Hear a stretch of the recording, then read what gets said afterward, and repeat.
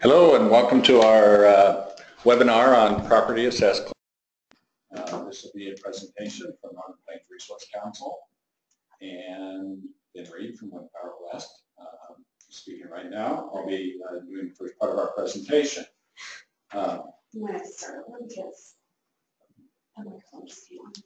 Okay, hello everybody and welcome to our presentation on property assessed clean energy. This is a webinar presented by Northern Plains Resource Council, and those who are not familiar, Northern Plains is a grassroots member-led organization that organizes Montana citizens to protect our water quality, family farms and ranches, and our unique quality of life here in this great state.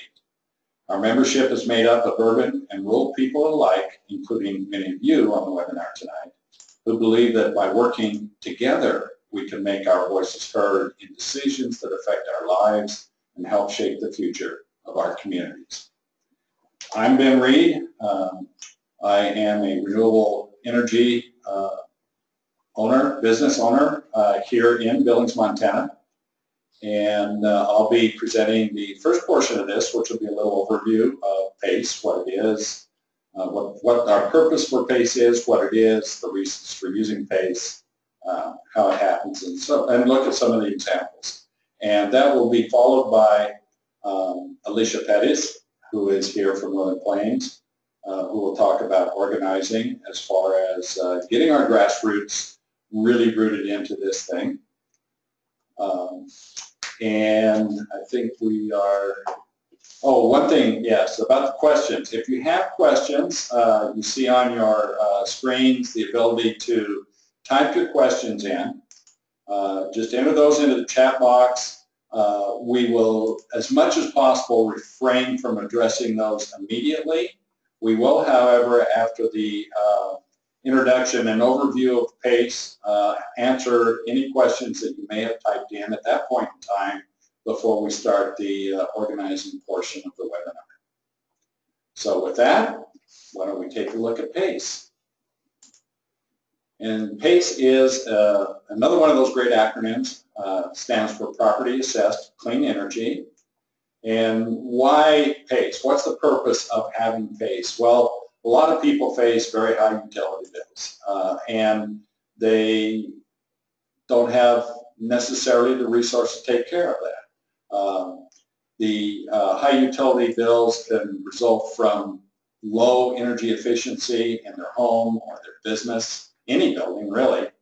And energy efficiency is the least cost of all of the clean energies. It's the least cost. The least cost is that energy we do not use. We can also talk about clean energy being generated on site through, say, solar or wind resources. And PACE is a program that actually covers a financing gap that really exists right now. The biggest barrier to pursuing any kind of clean energy solutions for a building are those upfront costs. And affordable financing is frequently very difficult to attain for the owners of those buildings. So the solution would be a program like PACE, which enables readily accessible private financing for energy efficiency and clean energy generation on existing buildings. So what are some of the benefits of PACE? Well, those who employ energy efficiency, water conservation methods in their buildings are going to save money on their utility bills. And when they save money on their utility bills, by doing those projects, they are creating jobs within the community, and businesses grow because of that increase in activity for their businesses. And by doing that locally, through local contractors, taking care of these buildings, you're circulating money within the community. So this helps enrich and grow the community. PACE is not new. PACE has been around for a while, but it has really become more active in recent years. There is PACE legislation in 32 of the states in the United States. And of those 32, 16 have, at this point in time, active programs. That is where financing through PACE is taking place, and California certainly leads that. And within those 16 states, there are over 2,000 municipalities that are participating in the PACE program. And it has really taken off and proven to be a benefit where this is taking place these days.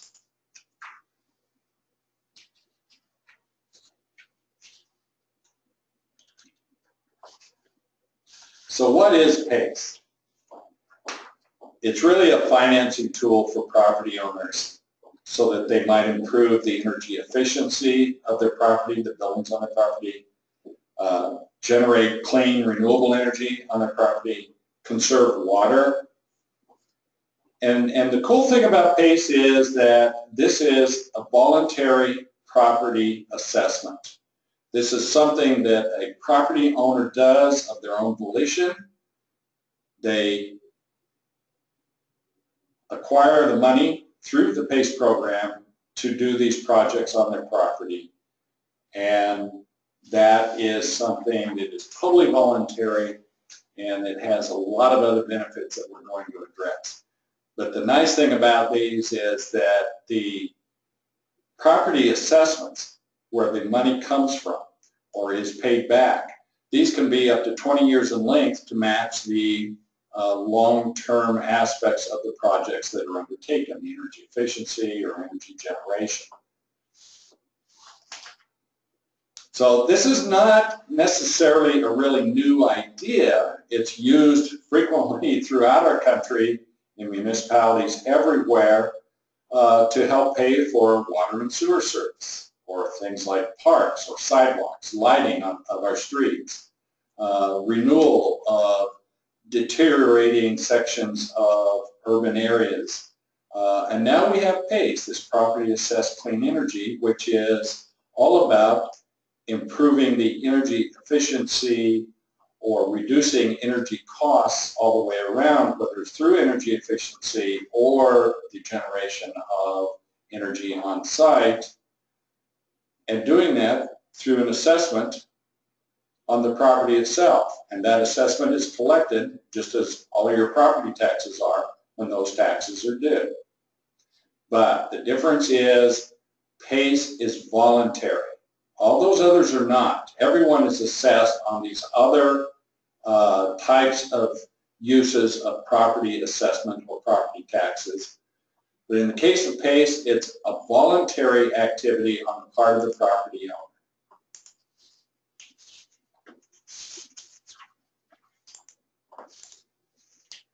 So who's eligible, and what kind of projects are eligible with a program like PACE?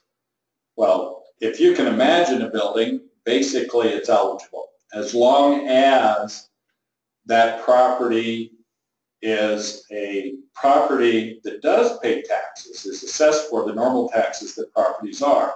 So what this does is it precludes any state or local government buildings because they are not assessed taxes. Any others though, homes in a community, commercial properties, industrial properties, nonprofits, agricultural properties, these are all eligible for PACE participation. And they can cover things for energy efficiency, projects like insulation, new heating and cooling systems, lighting improvements. For generation, you might have solar panels on the roof, maybe wind generation, any on-site generation of energy, and water-efficient fixtures, and other things that help improve the use of resources, mainly energy, by that building. But the projects must be affixed to the building, and they have to demonstrate that the savings generated by the project after an energy audit and independent technical review is that those savings are greater than the costs of putting the improvements in.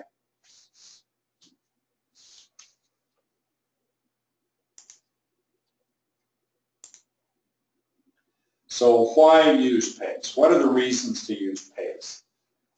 Well, we use PACE to make those necessary building improvements.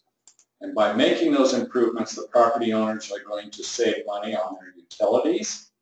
And by saving that money, all property owners, whether it's a homeowner or business, will have more disposable income. and those improvements will increase a business profitability. All of that goes towards more income that can be circulated and used for other things within a community. By making those improvements to property, you also increase the value of the property, and you also bring neighborhoods up. You build them up instead of watching them deteriorate. Improving and maintaining existing buildings. These are typically or often referred to as Main Street sort of projects. Old buildings that still have life in them but have been let go can be brought up to current energy efficiency, energy production standards through a program like PACE. For renters, for example, this does things like improve the tenant satisfaction for the building owner. It keeps people occupying buildings that might otherwise just deteriorate and eventually be torn down to be replaced by new, where in fact that isn't really necessary. We've seen many examples of that kind of activity throughout this country through the rehabilitation of older buildings. So what are the financial reasons for PACE? It's accessible financing. When you put an assessment on a property, this is not a loan, and there is zero upfront investment for the property owner. The value of the improvements simply constitute an assessment that is payable, as all property taxes are, on the property itself. And the cost of doing those improvements can be spread out over the life of those improvements, upwards to 20 years. Savings are going to be greater than investment. That is, it's a worthwhile investment for property owners to make. This is how you pay that. We pay the improvements that are made on the property, and you save more money than you are spending. Again, that is more money that will circulate through the community. And one of the nice things about these programs, again, it is not a loan. The only eligibility requirement is that the property owner is current on their property taxes. No checking of credit scores, no loan applications. You simply have to be current on your property taxes. So what happens if somebody moves from a property or resells a property? If there's any kind of property ownership transfer, the assessments transfer to the new property owner. It's an assessment on the property. The value of those improvements stay with the property, so does the assessment. So how does it happen? How do we end up with a program like PACE? It's a really interesting program because it represents a true public and private partnership. And it starts at the state legislature, where enabling legislation has to be passed. Once it's passed, then individual counties and the commissioners in those counties approve PACE programs within their jurisdiction. The capital for PACE programs typically comes from private capital providers. There can be public financing with this, but it is the rare bird when it comes to PACE. This is typically done with private capital, and those participants, the banks, the lenders, are typically very happy to do this because of the relatively very low risk that these type of lending practices incur. And it's great for contractors. Contractors buy into this because it improves their businesses, and they're all very supportive. Where these programs have been put in place, they've been very supportive in helping get them in place because it does help their businesses. It helps build up their communities. So let's look at a couple of examples of what PACE programs can do. These are actual cases This first one that you were looking at took place down in Florida. This is a commercial building. And through a $2.1 million assessment, that's a lot of money, they did control systems throughout the building, certainly to do with HVAC and lighting, upgraded their cooling, installed more energy efficient entryways into the buildings, upgraded their heating, the lighting, and the roof, better insulation. $2.1 million were invested. The projected savings for this project, $135,000 annually over the next 20 years in energy costs alone, plus when this project went in, there was an immediate $195,000 in energy operations and maintenance cost savings that were no longer needed. Plus, there will be another $1.6 million in saved maintenance costs over the life of the measures. So you can see where these programs will more than pay for themselves and are certainly worthwhile projects.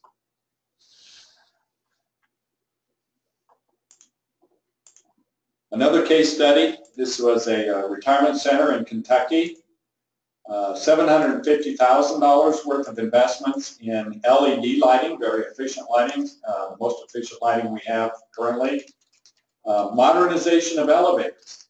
It's surprising when you look at old motors that drive different things like elevators, how inefficient they are. So they upgraded their elevator system, the heating and cooling controls and systems, and they added solar panels to the roof of this building to generate electricity.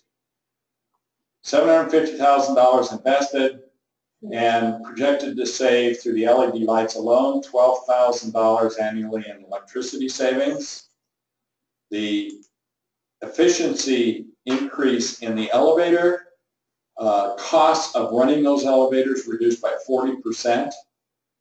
Heating and cooling controls reduced energy by 20%, the use of energy for heating and cooling.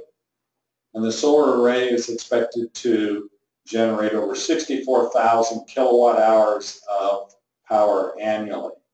And here again, the cost savings were far above the cost of doing the project's value through the PACE program. Commercial PACE has been a very, very active and worthwhile activity. These are California statistics. In California, the PACE projects alone on commercial buildings, $280 million, over $280 million worth of projects. 790 total projects, and those projects alone created 3,300 new jobs for the efficiencies and other projects undertaken through the PACE program. Projected improvements were 49% in energy efficiency, 37% renewable energy, and 14% mixed. Residential PACE in California, over $2.2 billion worth of projects on the residential PACE programs in California. 104,000 homes were upgraded, and the jobs creation through this program in California was 22,000 jobs.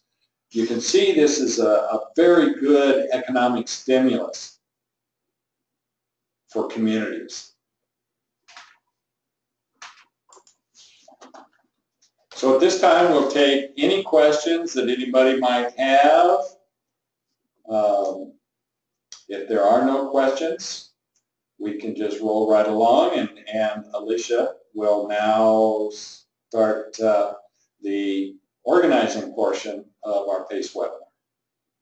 Great, and it doesn't look like we've received any questions. Again, we'll have this email address back up here at the end of the webinar. If that changes, if you have questions, we can definitely address those. But for now, I'll briefly introduce myself. I'm Alicia Pettis, a lead organizer at Northern Plains Resource Council, working on our clean energy campaigns. And for a grassroots organizing group, how we organize is just as important as what the policy is. And that's the case for many of those of you who are on the webinar tonight. So we want to spend some time talking about how we bring this to our communities. Well, here in Montana, as Ben mentioned, our first step is to pass PACE enabling legislation. For some of you in other states, that may not be your first step. You may already have the legislation, and that's something that you can find out easily online. But for us, our initial goal is to pass the enabling legislation in 2017. So how do we do that? Well, we first decide whether we're going to introduce our bill in the Senate or in the House, and we'll pass it through whatever committee it gets assigned to, and then the full Senate, assuming the Senate first. Then it switches to the House, goes again through a committee, and then through the full House. And at the end of all this, the governor has to sign the bill. But we all know that much more goes on than just that in order to have success in those ways. So what else are we doing? Well, in the lead up to this legislature, we're really focusing on stakeholder outreach. We know that there are a lot of different sectors of the economy that would benefit from PACE, and so we want to reach out to all those different stakeholders and bring them onto our team so that they can advocate with us. But the list of possible outreach could be endless, and so we also want to recognize that we have limited resources. And so here's a little bit of insight into how we're prioritizing and some of the most important people to reach out to. So since PACE relies on private financing, finding a bank champion is a really great first step. We thankfully were able to find an individual who is supportive of PACE, who has been able to get a key Montana bank on board. First Interstate Bank, we can now say the name, is publicly on board with PACE in Montana. And that was a critical first step because that local bank champion was able to help us be a liaison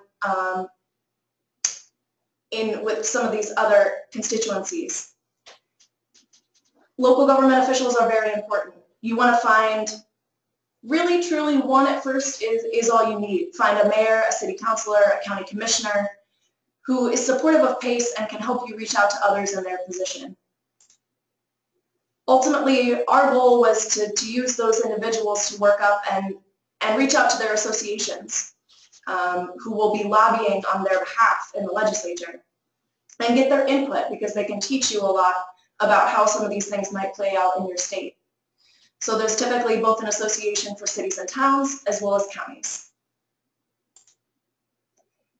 This has a lot to do with tax collection and property assessments. So you need to make sure to reach out to whoever your tax collectors are, whether that's at the county or state level, the property assessors, and their associations. You need to get them bought in and try to make sure that there won't be any opposition there. The people who are going to benefit the most are some of the businesses that will grow and be able to secure more contracts. So really consider contractors, engineers, suppliers as some of your potential base, as people who in the end will be some of the best messengers for you to some of your other stakeholders. So think about how you can connect people in your membership as well as reaching out to these constituencies at large.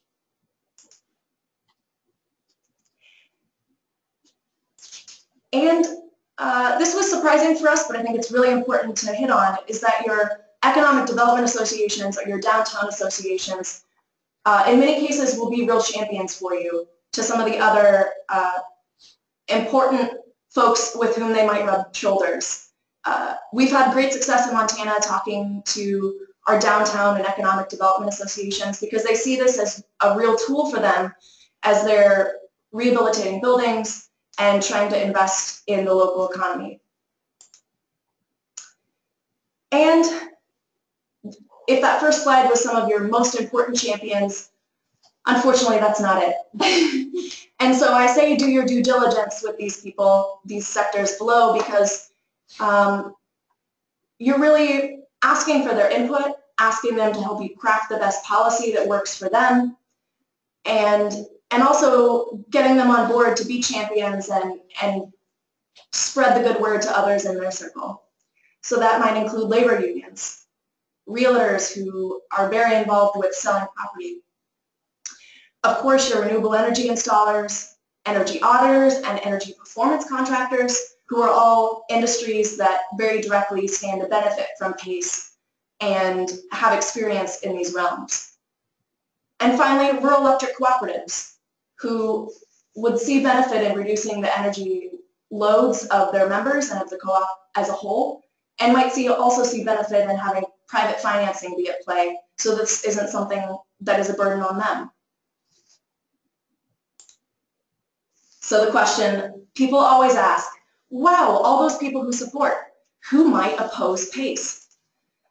Well, unfortunately, truly the question is anyone from those lists of people that I just gave you, but really only if you don't reach out and talk to them. And I think this is true of most legislation. People who might be affected simply want to be included, and so a good part of your outreach strategy is, again, getting input, having different stakeholders craft the policy, and in the long run, you're reducing their likelihood of opposition because they're going to feel bought into the process and feel respected.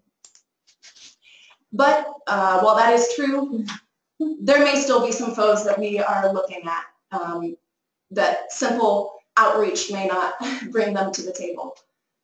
We have hope that our investor-owned utilities in Montana will see PACE as something that's beneficial to the community. But as we've seen in the past, anything that reduces a for-profit utility's sales of energy is something that could be against their business model. Secondly, our mortgage lenders. This is something that some of you that may have been aware of PACE in the past may know that this was something that kind of plagued the idea after the housing crisis.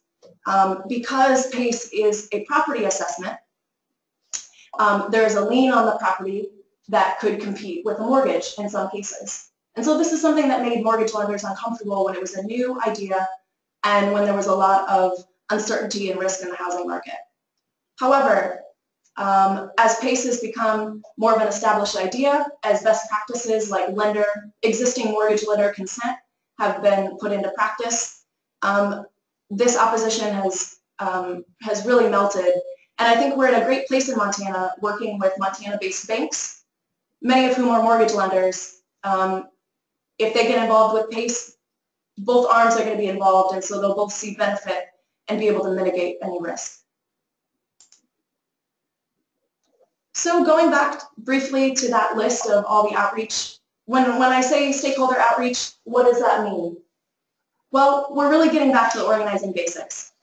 We call these people stakeholders because they have some sort of self-interest in PACE that we want to connect to and find so that we can bring them onto our team and get them to be champions to the legislature for us. We do that through one-on-one conversations with them. Or depending on how you're able to reach people, try group presentations, finding associations or other gathering places that you can reach multiple people at once. But in all of this, our goal has been to build power from individuals to associations. Because a lot of the associations are those who will lobby during the legislature, we can turn banks into the Montana Bankers Association, contractors into the Montana Contractors Association, and in that way build a lot more power. But we also recognize, and this is true for some of our other organizations and sister states, we may not always be the best spokesperson as Northern Plains Resource Council to some of these constituencies. So a question that we can always ask ourselves is, who is the best influencer? And how can we use a third party to get to that target or potential stakeholder that we need to reach out to? Briefly, what makes a supporter? That seems like a very rudimentary question, but it's something that might be helpful to clarify.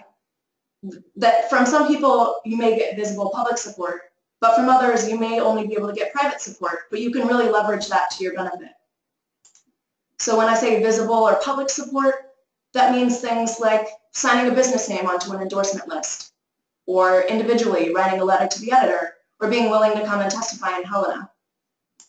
But we've also found a lot of great private support, and that's something that you can leverage to your benefit over the long term through introductions. Can an important person make an introduction to another important person that you otherwise would not have met? Or simply phone calls to decision makers, the kind of backroom but very important contact that happens to make bills move and enable you to win. So here's a brief example. I mentioned business sign-ons or endorsement lists.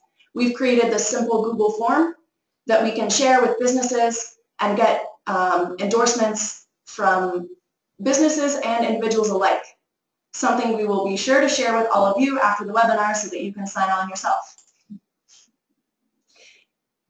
And with that, I think we've hit on the organizing basics, and we'll now address some of the questions.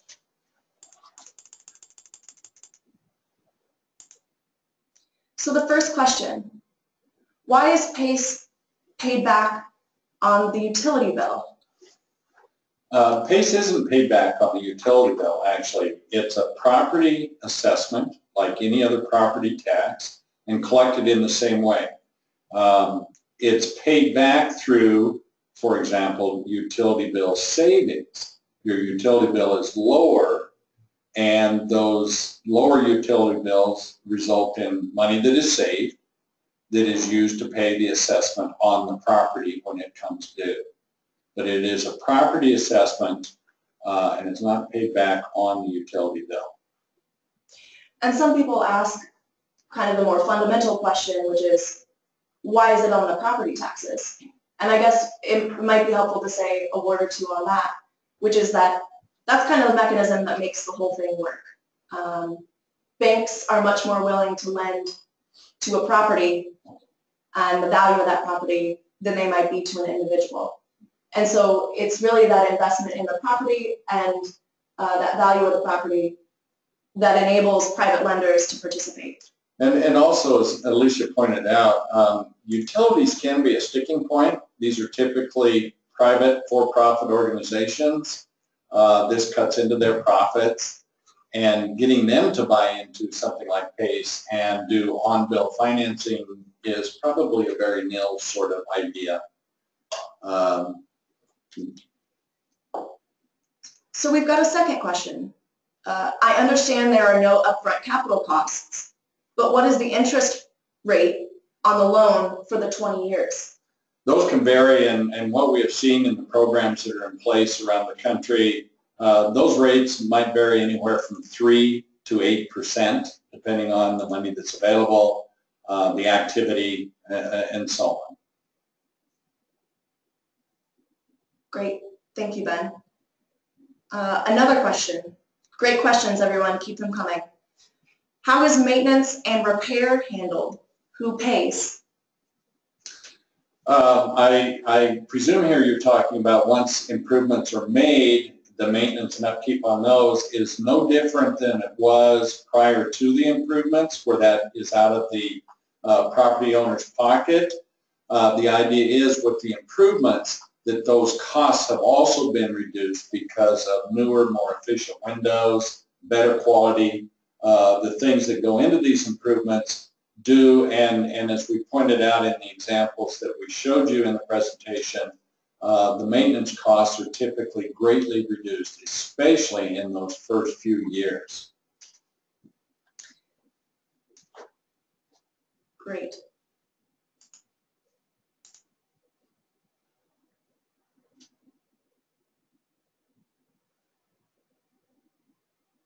Okay, another question. How would PACE savings compare to federal and state tax credits that would be available for individuals and businesses? They're two totally different things. Tax credits are not really a financing vehicle over a period of time. Tax credits are a way to stimulate activity at a point in time. And tax credits for things like energy efficiency and renewable energy are not permanent. Those things have to be approved from time to time. Once PACE is enabled and active, it is an ongoing program that provides financing without the hassles and without public money being used for those activities. Tax credits is public money that is not collected. The one thing I would add there is that you can utilize PACE and still utilize the existing renewable energy income tax credits at both the state and federal level. You would get the PACE assessment for the full sticker price of the project and then simply receive those tax credits with your income tax and be able to proceed from there. And so one thing that's nice about that is, again, with PACE, you're getting that up front, which compared to some grant and loan programs, you are only reimbursed afterwards. And you could apply that in a couple of ways. You could use that to reduce your upfront costs and the amount of your assessment, or you can use that to pay back your assessment on the full amount. That would be an individual thing. And we might point out too, Alicia said those tax credits on renewable energy, there are tax credits on energy efficiency projects as well. Great. Another question. Idaho apparently has a constitutional prohibition that makes this unworkable. Are you aware of any states that have reached that hurdle and successfully implemented PACE? That is outside of our direct expertise, but what I can do is direct you to PACE Nation, which is a national organization that advocates for PACE. PACE Nation is where we learned a lot of our information, and they would be able to address that question. We can send out their website with these slides and the recording.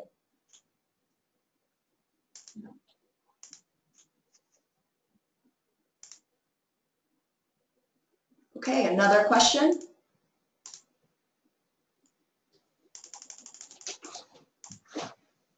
Do you have a copy of proposed legislation available? We do. The legislation is in the drafting process. Currently, the draft legislation is being brought by the Department of Environmental Quality from the state of Montana, which is great. We've got the department on board, and we would be happy to follow up with anyone who is particularly interested in seeing the proposed legislation and send that to them.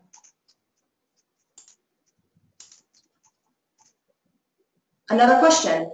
Who certifies the cost effectiveness of a project, and who inspects the finished project to see that it was carried out as proposed and produces the savings? So kind of a two-part question there. Yeah, those are very good questions. In fact, the contractors, by and large, there is, in most applications for PACE, the contractors are responsible for providing quality information about the expected savings from the projects that they undertake. The inspections, the energy efficiency inspections before and after are done by independent energy efficiency experts on the properties in question. Again, the same thing in following up, those inspectors are the ones that can tell if those projects have been done, the things that are being paid for have been done. So there is very good follow-through in these programs as to where the money is going, what's being spent for.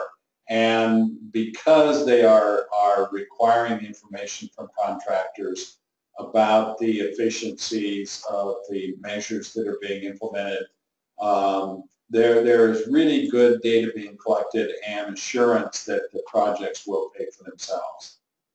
And so just to clarify, when you submit a project application, that comes with, you have to have done an energy audit, and there are projections from the contractor of what these upgrades will save you.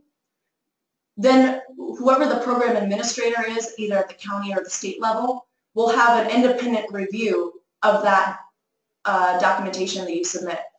And then there is the follow-up audit that ensures that the project was carried out as proposed.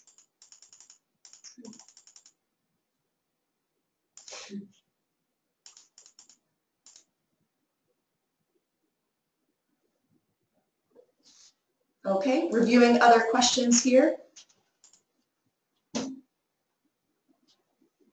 Weatherization programs through local energy co-ops are already available, particularly for low-income families.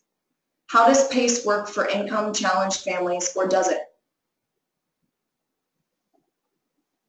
It does work for income-challenged families. Again, where the projects produce the savings to pay for the project that is done, and with the property assessment, there are no upfront costs to those income-challenged individuals. It makes it easy for them to have the projects done and completed to save the money that they repay through the assessment on their property. It's really a superb vehicle in that regard. Again, it is not a loan process. As long as they are current on their property taxes, this works extremely well in those instances. Mm-hmm. And existing weatherization programs may only address certain specific items. You know, there may be rebates for certain items in the home, but one benefit of PACE is that you can take a comprehensive approach and, you know, address everything that the home needs with that upfront financing, as well as with many of the programs for low-income people where the entire cost is addressed up front. There's often a huge backlog for those programs. So actually, affordable housing providers are some of the folks in Montana who have been most excited about PACE as a tool for them. Another question.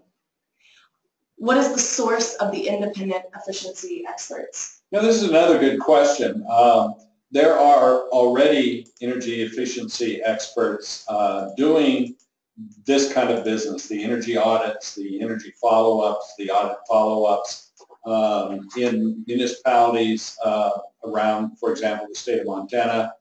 And with the increase in activity in the area of energy efficiency upgrades and the addition of renewable energy projects to the properties, this will also stimulate additional growth in jobs in that particular area as well.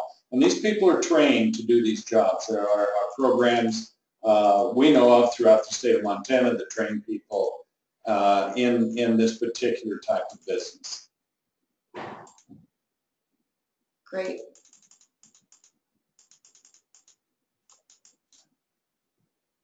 Navigating through the questions here. Thanks again. Someone asks if this presentation is available for a public presentation.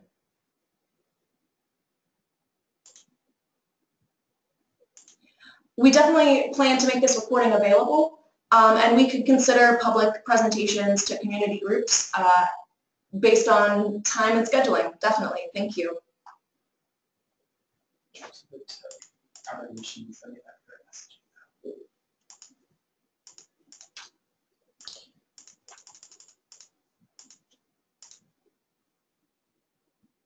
Okay, we've got a couple of questions that are asking about specific cost breakdowns for kind of example projects. I think that might be a little bit more back-of-the-napkin math that we can do on the fly. So I think that those kinds of specific questions are ones that I might point to this email address that we have up on the screen. This is my email. You're welcome to send these more detailed questions to me, and we'd be happy to follow up with you afterwards. Okay, and a final question here. Nonprofits do not pay property taxes in Montana. How are they eligible for PACE? Thank you. Good question. One way that, so this is a good distinction. Nonprofits do not pay property taxes, but they can receive property tax bills. If there was an assessment done in the neighborhood, they would be assessed for their part of sewer or streetlights. And so that's how they're eligible for PACE. Because this is an assessment can be placed on a nonprofit property. The reason that government buildings, for instance, are not PACE eligible is because they are the enforcing entity. And so the local government would not be able to hold themselves responsible for repaying. But nonprofits are PACE eligible.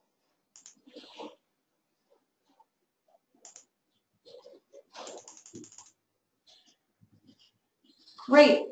Well, we've had a lot of questions, and I see a couple of other specific questions coming in. We'll make sure to follow up with you, or please send us again an email at alicia@northernplains.org. We do have this information captured in a one-page fact sheet, which we'll be sure to send around with the recording of this webinar. But if you'd like to grab it yourself, it's available on our website, www.northernplains.org, under publications and fact sheets. So thank you again for joining us tonight. We hope this was informative and a little bit inspiring. And again, for those of you in Montana, we hope that you'll get involved and help us implement PACE. Thanks and have a great night.